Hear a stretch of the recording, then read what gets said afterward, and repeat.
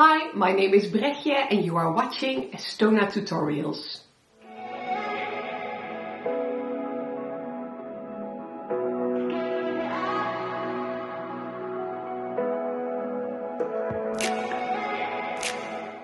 And the influencing lifestyle doesn't get any better than this, because look what I got from Guesswine. It's their bench setter's microscope, and I got it to review this.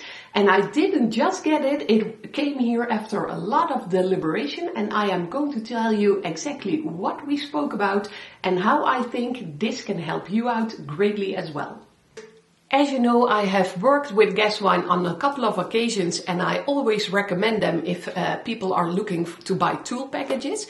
Guesswine is a family-based company in America, and I like it because it's not such a big company. So if you ever have any questions or you do need help, they are eager to help you out. So that's the reason why I recommend them.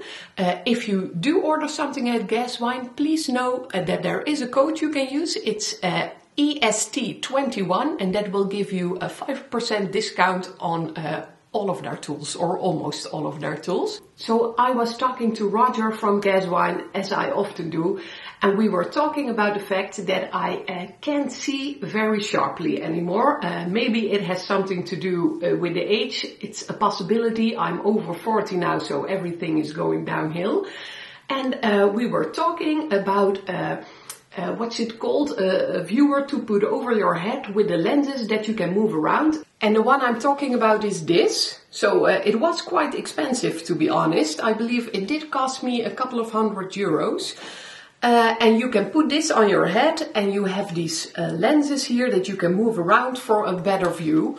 But unfortunately, I find even though I move the lenses, it's just not enough. So when I'm working, I'm still if I have the optovisors on, I'm still like this on my work. So we were talking about other options and if he had some other loops and stuff. And then he offered some specialized glasses. So I was looking at them, and they have these little ocular thingies that you can move around. And then I looked at the price and I was like, oh my God, they are $800, and I'm sure they are very good. And then somehow the microscope came in mind, and the microscope was only $1,200, and we were talking about it. And then I said, but if I don't see correctly and I want to invest, then even though it's a lot of money, I would choose to invest in a microscope which can zoom in 45 times rather than a pair of these glasses that maybe can zoom in 5, 10, maybe 15 times. For that price difference.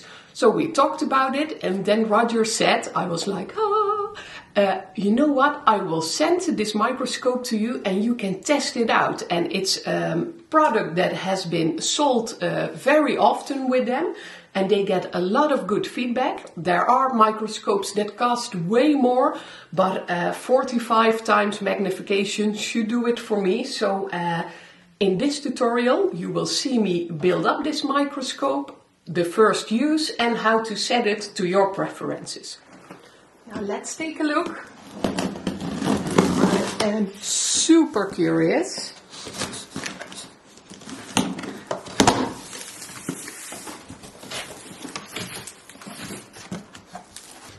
As you can see, it comes with this manual, and I can't wait to put it together. So let's see if we can make it work. And of course, I am super excited. Oh, there's something heavy in here. I just went ahead and got everything out of the box. So this is it. And of course, we still have this little box. And I'm guessing that this is the microscope itself. So let's unpack this as well. And I'm hoping my video isn't getting too dark, because it's 9:30 at night here. But I was so curious that I don't want to wait with opening this up. Because let's be real, how often do you get such an awesome gift? So Guesswine, thank you so much again. And of course, not only for a beautiful gift like this, but for trusting me and supporting my channel. So really, thanks a lot. And here we have it, everything out in the open. I am going to grab the manual because I have absolutely no idea how to put this together. So I took this part off because the manual states that you first have to screw this onto your bench. Now there are a couple of things I took into account. I first test fitted this with the microscope in place to be sure that it doesn't touch this part. That's okay. And I made sure that the screws that come with the microscope fit in my bench. And I mean that they don't stick out of the bottom. So this is good to go.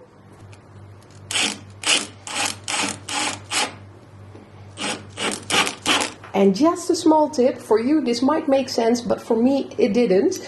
Before you connect this piece to your bench, check the bottom and really tighten these screws to get the top part to be nice and stable.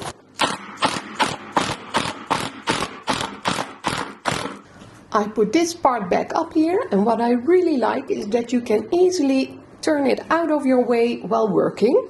So let's get started on the most important part.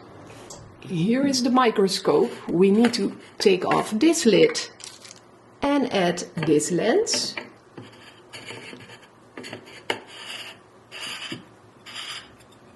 And you can just screw it on. And at this point we can attach the eyepieces. And in the manual it states to use setting screws to fasten them. But I have no idea what they mean, and I can't see any hole for any screw. So let's just hope this will stay in place.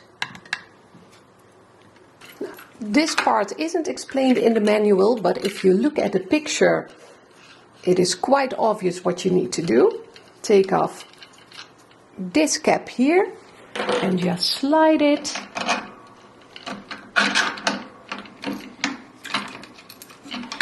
in the hole here, and it should pop out.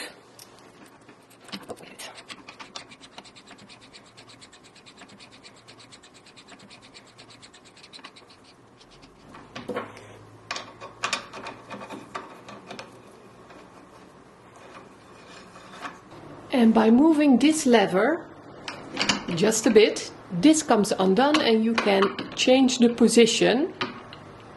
I'm just going to make sure that this is nice and straight for now. And now the moment we have all been waiting for. The microscope goes in here and we can secure it with this knob. And we're almost there. The microscope comes with this light. Let's see if we can get it on here. Oh, this is quite simple. There's a little groove in which these screws are falling. I'm making sure that this part here with the outlet is pointing in the direction where I have my electricity. And welcome of today's episode of getting a microscope installed for dummies, because I was talking about the lenses and I couldn't understand that this was it, and I couldn't see a setting screw. But while finishing up, I found out I had two boxes with these little things, and of course they have to go in here. So that was really dumb. Oh, I have to undo the screws a bit. They are right here, but they are so tiny, I don't have a screwdriver for them. Maybe the tip of my blade will do.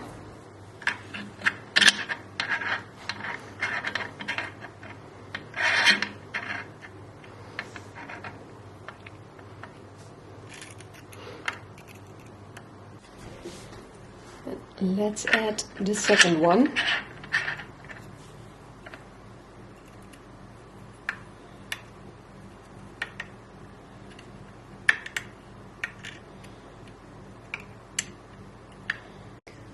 That's looking better, and now all we have to do is add this little headrest. And there is one more thing to complete your headrest, and that is adding this little band, but I don't know about you. This doesn't feel like something I want to put my head against, so I'm going to leave it like this. And this is how it's looking on my bench. And now let's see how it works. And just a quick message in between to thank you, super thanks people out there. I am just blown away by your support. So thank you, thank you, thank you from the bottom of my heart. And for all you people out there who are sharing your pictures on social media, because I can really see that my channel and my Instagram page are growing. So what you are doing is helping. Thanks again, and let's continue with this tutorial. So there are a couple of things you need to know about adjusting it to your wishes. First off, if you want to move the microscope around, so if you want to have it like this or you want to stretch it out, you can loosen these levers and of course just fasten them if you are happy with how this is looking. If the microscope is too hard to move around, you can loosen up these bolts a bit, and the opposite goes the same. If it is moving around way too easy and you want to set it all a bit tighter, then just tighten these bolts. And if you have set this to about where you want it to be, adjust this here until you have a nice clean view that matches your eyes. And if you are in a comfortable position, then you can move the headrest again until it suits your needs. So now I don't have to move my head around, I can just place my head in the headrest and I have perfect vision. There are two knobs that you can use for focus. Obviously this one on the side of your microscope. And there is this one. So by moving your microscope up and down a bit and by using this focus knob, you can get the best view that there is. And last but not least, there is this lever here, and you can use this to move your microscope around just a bit to get the perfect view of your jewelry piece. So I try to set up my camera like this so you can look through one of the lenses exactly how big you can magnify a stone and how well you can see under here. And this is the exact setup that I just filmed, so you can see the stone down here. It's this one, and I'll try to get this in frame once more, so this should make stone setting a breeze. And that's it for today. I really hope you enjoyed this tutorial. It is a great piece of machinery. I do still need to learn how to work with this, and I will give myself a couple of goes for this, because it's really strange that you are so close with your eyesight, but your hands are so far away. So I just need to figure out how to do this in the correct manner, or just get used to this. Yeah, again, it is a great tool. So if you are into stone setting, because it's mostly used for stone setting, and you really want to up your game, maybe this can be a consideration for you. Personally, I like it a lot more than the optivisors or the glasses, but of course I can understand it's a personal choice and it's a matter of how much you can invest. But again, if you are thinking about buying an $800 pair of glasses, then maybe saving up a bit more to spend on a microscope is an idea. But again, to each his own, and I can't see in your wallet, and for me it's easy to talk about because I just got this. So that's really great. I can only tell you, start making videos yourself, create a great community like this, and who knows, maybe something like this can come your way as well.